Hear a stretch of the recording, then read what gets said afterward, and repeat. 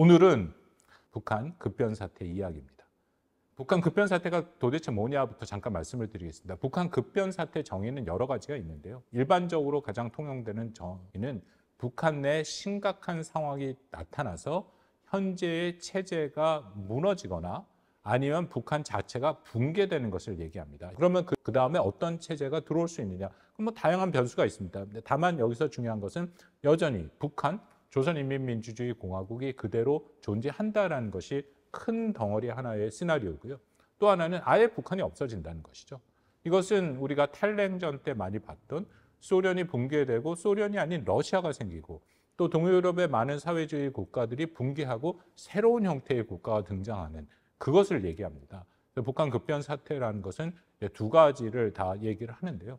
오늘 제가 드리고 싶은 말씀은 그런 북한 급변 사태가 과연 발생할 수 있을 것인가에 대한 말씀을 드리고자 합니다. 제가 이런 말씀을 드리는 게 요즘 인터넷상이나 여러 상황에서 북한의 급변 사태, 어떻게 보면 북한 붕괴론이죠. 많이 얘기가 되고 있습니다. 그렇기 때문에 과연 그것이 얼마만큼 적실한가를 오늘은 기술적인 측면에서 이론을 갖고 말씀을 드릴 수밖에 없다는 것을 이해해 주시기 바랍니다. 앞서서 이런 말씀을 드리게 된 배경 중에 하나가 적어도 한 4번 정도의 이른바 북한 급변 사태 혹은 북한 붕괴론이 얘기가 된 적이 있습니다. 근데 결론은 4번 다 틀렸다라는 것이죠. 첫 번째는 1분기라고 우리가 얘기하는 게 1990년대 중후반 김일성이 사망하고 그리고 김정일 집권이 됐지 않습니까? 그 당시에 이제는 많은 분들이 알고 계시는 이른바 고난의 행군, 이게 미 공급식이라고 불리는데 북한의 배급체가 다 무너지고 경제적으로 매우 심각한 문제가 발생해서 최소 30만에서 100만 혹은 200만까지 굶어 죽은 아사한 그런 상황이 있었죠. 그 당시에 북한은 결코 지속될 수 없다, 지속되지 않을 것이다라는 전망이 많이 나왔고 거기에 이제 대표적인 연구가 로버트 콜린이라는 사람이 얘기한 지금도 일부에서 약간 얘기가 납니다만 7단계 붕괴론입니다. 이 붕괴는 2000년대 초중반에 얘기된 건데 이때는 아주 심각한 붕괴한다기보다는 북한이 마치 중국처럼 개혁개방을 혹시라도 선택할 가능성이 있지 않을까. 다양한 북한에 대한 미래 시나리오가 나왔거든요. 왜냐하면 고난의 행군이 끝나고 북한이 다시금 국가로서의 체계를 구축하는 과정에서 다양한 그런 미래 전망들 나오는 그 와중에 역시 북한 급변 사태론도 같이 하나 시나리오에 얘기된 그런 상황이 있었습니다. 그 당시에도 대표적인 연구들이 좀 있었고요. 그리고 3분기, 2008년인데 2008년에 김정일이 갑자기 쓰러졌습니다. 김일성 시기에는 김정일이 오랫동안 후계자로서의 자리를 차지하고 있었기 때문에 김일성이 사망한 이후에도 북한이 계속 지속될 수 있다라는 것에 대해서는 어느 정도 안전판이 있었다면 2008년에는 그 당시에 김정은이 등장하지도 않았고 후계구도가 확실치도 않았기 때문에 다시금 한번 특히 이때 얘기가 된 게 과연 북한이 전무후무한 3대 세습이 가능할 것인가. 거의 의구심이 컸죠. 그렇다면 북한의 급변 사태가 올 가능성이 높다라는 것이 바로 3분기 때 많이 얘기됐던 것이고요. 4분기는 2012년 김정은 체제 등장입니다. 이때 아랍의 봄이 있었죠. 그 당시에.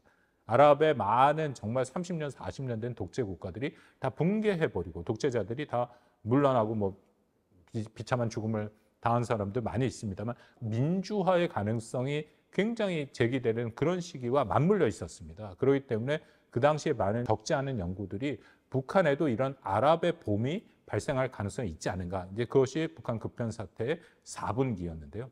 아까 처음 말씀드린 것처럼 이 4가지에 결코 북한이 급변하거나 혹은 북한이 붕괴하거나 하는 모습은 나오지 않았다라는 것이 전체적인 북한 급변 사태의 연구에서 최종적으로 예측이 맞진 않았다라는 말씀을 드리도록 하겠습니다. 근데 최근에 다시금 이 얘기가 나오는 게 몇 가지 근거가 나오고 있습니다. 첫 번째는 북한의 엘리트층들의 이탈이 증가하고 있다는 것이죠.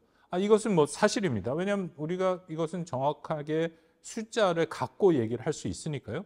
통일부 자료에 따르면 8월 달에 나온 통일부 자료입니다만 김정일 시기인 1997년부터 2011년 12월까지 북한의 엘리트층의 탈북은 54명. 여기서 북한의 엘리트층이라는 것을 어떻게 구분했냐면 한국으로 탈북을 했을 때 따로 관리를 하는 그런 층을 얘기합니다. 북한에서 고위층에 있었던 사람들을 얘기하는 것이고요.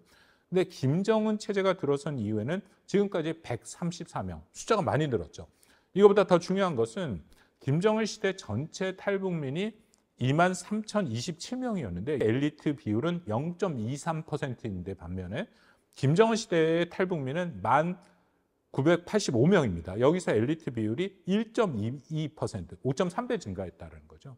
또 하나의 북한 스스로가 인정한 부분도 있습니다. 이게 뭐냐면 2021년 8차 당대에서 당내 혁명적 규율 수립이 매우 중요하다라고 주장을 했고요. 그러면서 당 규율 조사부와 또 법무부를 신설했습니다. 이것은 그만큼 엘리트층을 중심으로 하는 당을 통제하겠다라는 생각이 매우 강했던 것이고요. 그리고 2024년 1월, 올해 1월에 제1차 당 규율 조사 부분 일꾼 강습회를 개최했습니다. 그것은 말씀드린 것처럼 간부층에 대한 규제가 필요했고 또 내부 통제가 강화되어야 된다. 이것은 전체적인 엘리트층을 이전보다는 확실히 더 붙잡고 가야 되고 이들을 다잡을 필요가 있다는 것을 북한 스스로가 보여주는 그런 조치였다라고 생각이 됩니다. 이런 엘리트층이 정말 동요가 심각하다라고 하는 것은 체제에 영향을 주는 것은 분명합니다. 그렇지만 우리가 좀 조심스럽게 봐야 되는 게 과연 어떤 수준과 어떤 범위와 어떤 강도가 됐을 때 모두에 말씀드린 북한 급변 사태로 연결될 수준의 그런 급격한 변화로 연계될 수 있을까에 대해서는 매우 조심스러운 그런 평가가 필요하다라고 생각을 합니다. 왜냐하면 일단 북한의 수령제에 대해서 잠깐 말씀을 드려야 되는데요. 수령제의 특징은 1인 지배입니다. 근데 1인 지배 독재 체제에 나타나는 현상 중에 하나가 지도자와 엘리트층의 동조화가 상당 수준 깊다라는 겁니다. 특히 북한의 내부 급변 사태가 만약 발생을 하려면 뭐가 전제가 돼야 되냐면 김정은 체제에 대한 대안이 있어야 됩니다. 그러니까 엘리트층들이 뭔가 김정은의 수령 체제 외에 다른 것들을 선택할 수 있는 그 선택지가 있어야 된다는 것이고요. 두 번째는 그 선택지를 선택 안 한다면 엘리트층들이 지금같이 대규모 탈북이 이루어져야 되는데 그럼 탈북 이후의 삶에 대한 자신들의 보장이 있어야 된다. 근데 그런 면이 확실치 않다라면은 과연 엘리트층들이 북한의 김정은 체제에서 어쨌든 자신들이 누리고 있는 기득권을 포기하고 올 것이냐에 대해서는 조심스러운 선택이 필요하다. 그래서 그 연구 중에는 이런 것이 있습니다. 황금 낙하산론이라는 게 있는데 뭐냐면 독재 체제가 붕괴되는 과정 혹은 붕괴될 조짐 혹은 붕괴를 이끌기 위해서는 엘리트층들의 이탈을 끌어내야 되는데 그러기 위해서는 그 엘리트층들이 그 현재 있는 체제에 반대할 경우에는 그들에게 책임을 묻지 않고 그들에게 금전적인 보상을 해주는 어떤 조치들이 필요하다. 그래서 황금 낙하산을 씌워줘야 된다. 이제 그런 얘기들이 나오는 것입니다. 그 정도로 엘리트층들과 지도, 특히 1인 체제에 동조하는 우리가 그간의 역사적 또 이론적으로 볼 때 상당히 동조화의 정도가 높다라는 것입니다. 그래서 제가 말씀을 드립니다만 현 엘리트층의 이탈이 정말 북한 체제의 근본적인 내구성의 훼손을 갖고 와서 급변 사태로까지 이어질 것인지 다시 말씀드려 체제 붕괴 조짐인지 아니면 일반 주민 통제를 위한 간부층의 일정 수준 결합 과정에서 나타나는 일부 이탈인지 이런 부분들은 우리가 좀 조심스럽게 접근할 필요가 있다고 생각합니다. 승리연합이라는 것인데요. 선출자 이론이라고 해서 미국의 브루스 부에노 데 메스키타라는 그런 학자와 알라스테어 스미스라는 학자가 주장한 건데요. 이게 국문으로도 나와 있는 책입니다. 독재자의 핸드북이라는 책인데요. 이게 무슨 얘기냐면 독재자가 있는 그 국가는 독재자 한 명과 그들을 추종하는 세력, 핵심 엘리트층이 연합해서 국가를 끌어가고 그들이 승리연합을 만든다는 거죠. 그렇기 때문에 그 승리연합에 들어가지 않은 대다수의 주민들은 그 승리연합 밑에서 사는 삶을 산다. 독재 국가가 지속되려면 독재자는 그 승리연합의 고 멤버들, 엘리트층만 끌고 가면 된다라는 이론입니다.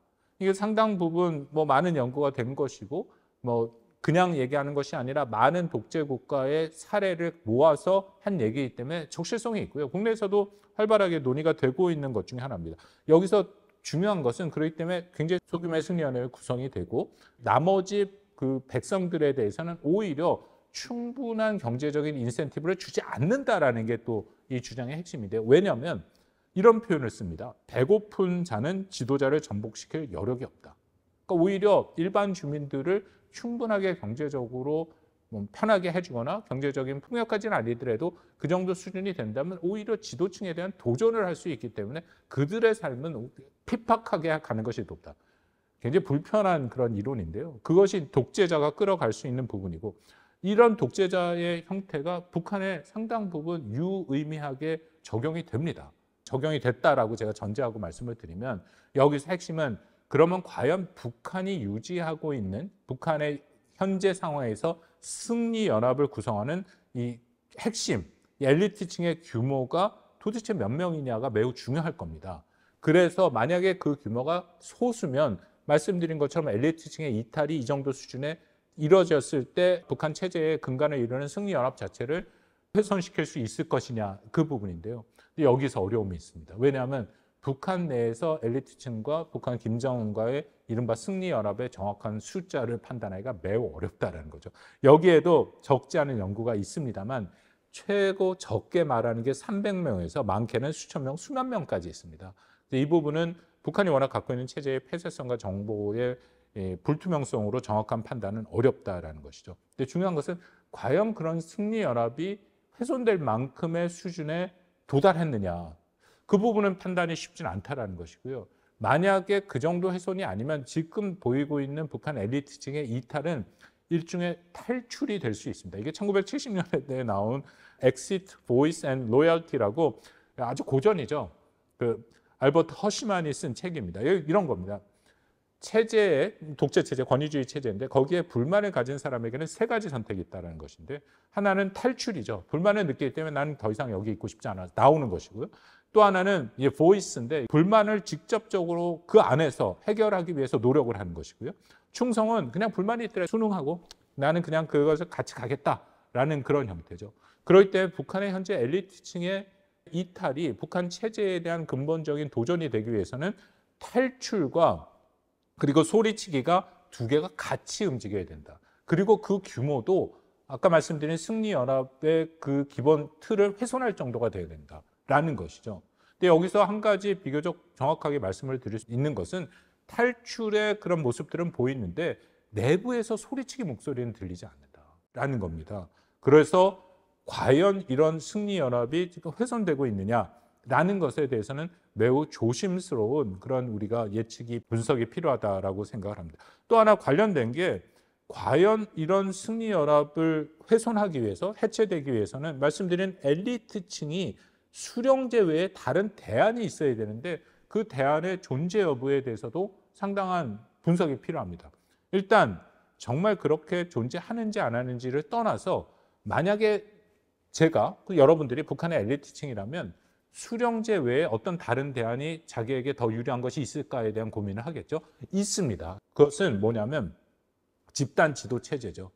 북한은 사실 사회주의 국가라고 부르기가 어렵습니다. 굉장히 독특한 형태의 수령주의 체제를 갖고 있기 때문에 그렇지만 일반적인 사회주의 국가에서 나타나는 현상은 정치국 상무위원으로 대표되는 집단 지도 체제입니다. 그러니까 엘리트층 입장에서는 그런 집단 지도 체제가 유리하죠. 소련 때 있었고 스탈린 이후에 있었고 그리고 지금 중국의 시진핑 시기에 이전에 3년임 들어가기 전에 보였던 그런 정치 체제인데요. 말 그대로 엘리트층들의 핵심이 정치국 상무위원을 중심으로 국가를 끌어가는 체제입니다.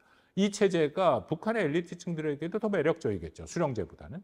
왜냐하면 수령이라는 것은 모든 권력이 단 한 사람에게 집중된 형태입니다. 그 의미는 언제든지 수령이 자기가 원할 때 굉장히 자의적으로 제도 밖에서 모든 걸 할 수 있다는 거죠. 그게 무슨 의미냐면 북한의 헌법이 있습니다만 헌법 위에 노동당 규약이 있고 노동당 규약이 위에 수령의 교시가 있습니다.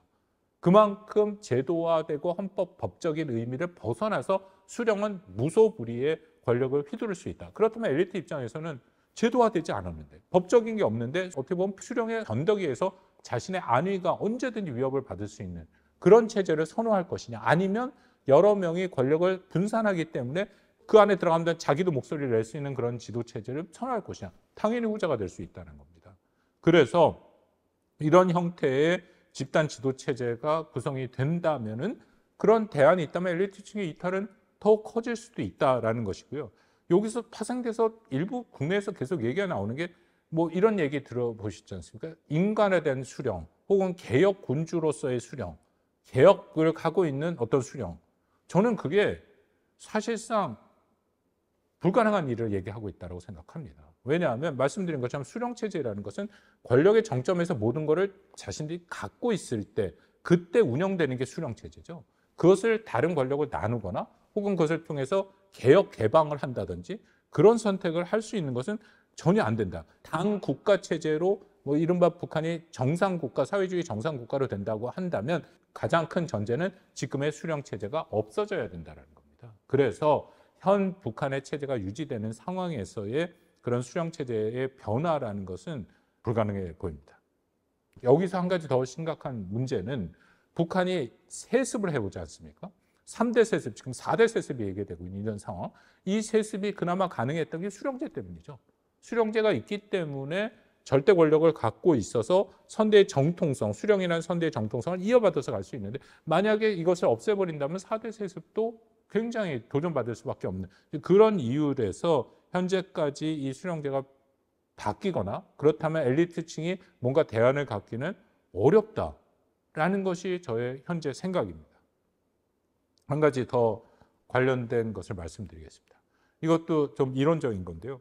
임계 대중이라는 게 있습니다. 크리티컬 매스라는 거죠. 여기선 당연히 독재국가의 붕괴와 변화, 아주 근본적인 변화를 연구한 그 연구물들을 보면 일정 수준의 이런 임계 대중의 등장이 필요합니다. 그 의미는 소규모의 소수의 사람이 체제, 독재자에게 대응해서는 그 체제가 붕괴되거나 근본적으로 변화하지 않죠. 일정 수준이 넘으면 이른바 이제 주민 봉기 형태로 대규모의 반대 세력이 구성이 되고 그들이 나서야 결국은 그 체제가 변화된다. 북한 급변 사태의 시나리오 연구를 하다 보면 늘 그런 것이 중간에 나올 수밖에 없고 과연 그런 임계 대중이 북한 내부에서 등장할 수 있느냐. 이게 굉장히 어려운 문제입니다. 왜냐하면 이 대중이 등장하기 위해서는 몇 가지 상황이 이루어져야 되는데 북한 체제 내에서는 그게 매우 어렵다는 거죠. 왜냐하면 북한은 아주 사소한 것도 매우 강력한 처벌 조항을 갖고 있습니다. 비사회주의, 반사회주의 운동을 반동사상 문화 배격법 같은 거. 그러니까 한국 뭐 드라마 하나 보면은 5년에서 15년형. 그만큼 조금이라도 자신의 체제에 대해서 위반을 하는 것에 대한 엄청나게 처벌 수준이 높다. 그것은 북한 체제에 반대할 수 있는 초기 비용이 매우 높다라는 얘기가 되거든요. 목숨을 내걸고 가더라도 목숨을 내걸지 않는 한 그 반대할 수 없다라는 것이고요. 근데 문제는 반대를 내가 했는데 이 반대가 나 혼자로 끝나면 그건 의미가 없지 않습니까? 내가 선구자적으로 반대를 했을 때 나와 동조하는 동지들이 있어야 되는데 그 동지들을 규합하는 게 매우 어렵다. 북한 체제는 늘 이 강압적인 방법으로 주민 간에 서로 소통을 못하게 만들고 있습니다. 여러분 아시다시피 뭐 3명만 모여도 그중에 한 명은 보위부 소속이다라는 게 지금 북한에서 하는 얘기. 그만큼 북한 주민들 간의 소통을 통해서 뭔가 체제에 반대되는 목소리가 나오는 것을 철저하게 억압하고 방지하는 것이 북한 체제의 특성 중에 하나죠. 그렇기 때문에 그것도 쉽지 않다라는 거고 또 하나는 저항을 이끌 지도 세력이 필요합니다. 늘 그런 어떤 혁명의 역사나 말씀드린 독재 체제가 붕괴하는 것을 보면 다수의 대중을 끌어가는 지도 세력이 있어야 되는데 북한이 과연 그런 지도 세력을 만들 수 있을 것이냐. 그렇기 때문에 만약에 소규모의 반발이 발생하더라도 다수의 주민은 관망을 선택할 가능성이 크지 않을까 하는 게 이론적인 측면입니다. 근데 여기서 조심해야 될 게 이론적인 측면에서 또 하나는 그렇다고 방금 말씀드린 그런 한계가 있어서 임계 대중이 등장하지 않았느냐. 임계 대중이 그래도 등장했습니다. 그렇기 때문에 많은 독재 국가들이 무너졌던 것이고요. 그렇기 때문에 이 이론이 구성이 되고 이 개념이 발전한 것이죠. 여러 가지가 있습니다만 일단 가장 핵심적으로 폭력적 통제가 약화되면 그 가능성은 커집니다. 아까 말씀드린 것처럼 강력한 폭력적 통제 때문에 주민 서로 간의 의사소통이 불가능하고 그렇기 때문에 뭔가 집단 행동이 어렵고 만약에 그런 폭력적 강압을 하는 그 기제가 약화된다면 그 가능성은 높아진다는 것이고요. 또 하나는 논란의 여지가 이제 거의 없어진다라고 생각합니다. 정말 북한 주민의 다수가 북한이 주장해왔던 주체 사상을 믿느냐. 또 김정은이 얘기하고 있는 인민대중제주의, 애민주의를 믿느냐. 그렇지 않다고 생각합니다. 이것은 올해 나왔던 경제사회 실태조사서 통일부와에서 만들었던 거에 북한 주민들 5천여 명을 상대로 여론조사한 내용이 있습니다만 거기에 보면 충분하게 그렇지 않다라는 그런 사실이 확인이 됩니다. 그렇다면 어떤 자발적 수능보다는 강제적인 기제를 통해서 북한 주민들을 통제하고 있는데 만약에 그 기제가 좀 흔들리고 틈이 보인다면 임계 대중이 나올 가능성은 그만큼 높아진다라는 것이죠. 여기서 한 가지 또 그 조심스러운 가능성을 말씀을 드리면 2020년부터 북한이 통과시킨 3대 악법이라고 불리는 것, 그들이 말하는 이제 비사회주의, 반사회주의의 현상을 타파하기 위한 3대 법이 있죠. 반동사상 문화배개법, 청년교양보장법, 그리고 평양문화법. 이 법에 스스로 북한이 이 통제의 빈틈을 보여줬다고 생각합니다. 만약에 통제가 철저하게 잘 됐다면 이런 법이 통과될 이유가 없었죠. 근데 이 법의 내용은 제가 여러 번 설명을 드렸습니다만 그간 북한이 최대한 노력을 해서 그들이 말하는 괴뢰 문화, 한국에서 전파되는 문화를 막으려고 했는데 실패했다. 그렇기 때문에 법이라는 통제 규제를 만들어서 굉장히 극강의 처벌 조항을 만들 수밖에 없다. 그러니까 그만큼 이것은 북한이 해왔던 억압적, 폭력적 통제에 빈틈이 보인다라고 생각을 할 수 있고요. 또 하나는 아까 주민 간에 서로 교통하는 것이 중요하다, 소통하는 것이 중요하다고 말씀을 드리지 않았습니까? 근데 저는 북한이 이 3대 법을 통과시킴으로써 어떻게 보면 북한 주민 간의 소통을 더 원활하게 하고 소통의 가능성을 열었다고 판단합니다. 왜냐하면 북한 주민들 입장에서는 쉬쉬하면서 한국 드라마나 영화를 봤을 텐데 이 법이 통과되니까 이거 나만 보는 게 아니구나. 주변에 다른 사람들도 다 보는구나. 그러기 때문에 북한 정권에서 이런 걸 만들어서 그만구나 하는 것이 다 퍼졌다라는 것이죠. 이런 건 매우 중요한 겁니다.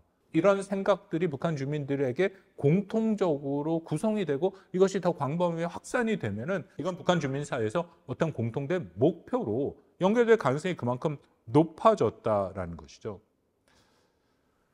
정리를 하겠습니다. 좀 어렵고 복잡한 내용이기도 합니다만 현재 당장의 상황으로서 북한의 어떤 말씀드린 급변 사태의 가능성이 가시적으로 등장했다라고 보기는 쉽지 않습니다. 다만 그럼에도 여러 가지 가능성을 놓고 봤을 때 완전히 없다라고 또 말씀드리기도 어렵습니다. 제가 좀 애매한 입장을 취하는데요. 왜냐하면 이것은 미래 영역이기 때문에. 그래서 앞으로 계속 주시해 볼 필요는 충분히 있다라고 생각을 합니다만 그렇다고 지금 좀 논의되는 것처럼 너무 많이 나가서 당장 북한이 붕괴될 것이다 라고 얘기하는 것은 조심스러운 접근이 필요하다라는 것이 저의 분석입니다. 시청해 주셔서 감사합니다.